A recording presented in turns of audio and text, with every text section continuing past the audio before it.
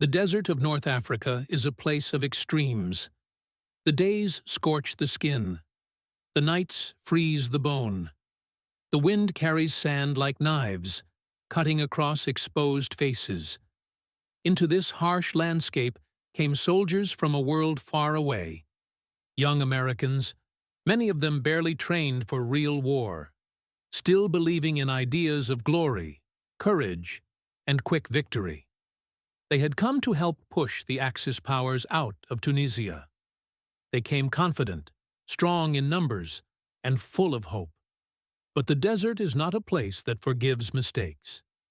And the enemy waiting for them was not one who fought clumsily or blindly.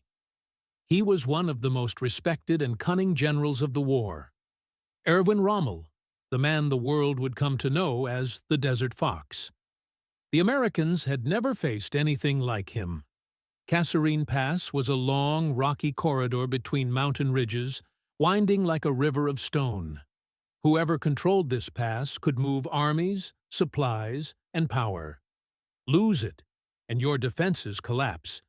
Gain it, and the road beyond lies open. It was not just geography. It was a doorway, and Rommel intended to break it open. The American lines were spread thin.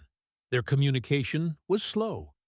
Their commanders were still learning how to fight in this brutal new environment. The German Afrika Korps, by contrast, was experienced, fast, and deadly precise. They had spent years mastering desert warfare, striking quickly, disappearing, then striking again. At dawn, the sound of engines shattered the stillness. German armored vehicles rolled through the dust like steel predators. Behind them came artillery trucks, infantry carriers, and support vehicles, a coordinated machine, trained to move with terrifying efficiency. The bombardment began. Explosions ripped across American positions. Sand and smoke rose like storms.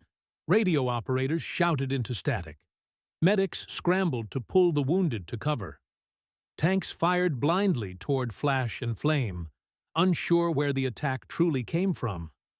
Young soldiers who had never experienced real war now felt it crash into them all at once. German tanks pushed forward, firing as they advanced. Their shells slammed into American armor and bunkers. Dust clouds covered everything. The sky disappeared behind smoke. The first American lines broke, not from weakness, but from shock. The Germans moved too fast, too precise, too experienced. Some soldiers fell back, searching for new ground to stand on. Others were cut off completely, surrounded before they understood what had happened.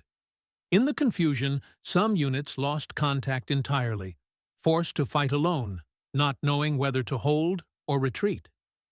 The Germans surged through the pass, and for a moment, it seemed as if they could break through completely. Rommel saw it, victory close enough to touch. If he could push just a little further, he could rip open the Allied front in Tunisia. But wars are not won on speed alone. The Germans were low on fuel. Their supply lines were stretched thin across harsh terrain. And the Americans, though shaken, were not defeated. They were learning. Fast. The first shock was over. The second wave would be different.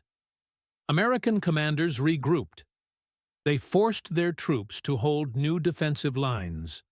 Artillery batteries repositioned. Air support was called. And as the Germans pushed deeper, they met resistance that did not break. Then came the change that would shape the American army for the rest of the war. A new commander was brought in to reorganize, sharpen, and harden the troops, General George S. Patton. Patton was not gentle. He was not soft. He demanded discipline, order, speed, and readiness. He believed war was won by those who moved fastest and struck hardest. And the soldiers listened. They trained harder. They coordinated their units. Tank crews drilled reload and firing until it felt like instinct. Artillery teams learned to fire rapidly, Adjust quickly and hold steady. Communication improved. Morale rose. The army that had been surprised at Kasserine was not the same army that now stood against Rommel's next push. When the Germans attacked again, they found not confusion, but resistance. American tanks met German armor head-on. Artillery hammered advancing formations. Infantry dug in and held ground with fierce determination. Every hour the Germans fought. Their fuel dropped. Their ammunition ran out. Their supply lines stretched further into danger. The Desert Fox had moved boldly, but he could not push forever. Slowly, the German advance slowed. Then it stalled. Then it stopped. And finally, the Germans began to withdraw. The Battle of Kasserine Pass was not an American victory. It was a wound, a painful reminder that war cannot be won with confidence alone. But it was also a beginning. From this defeat came strength.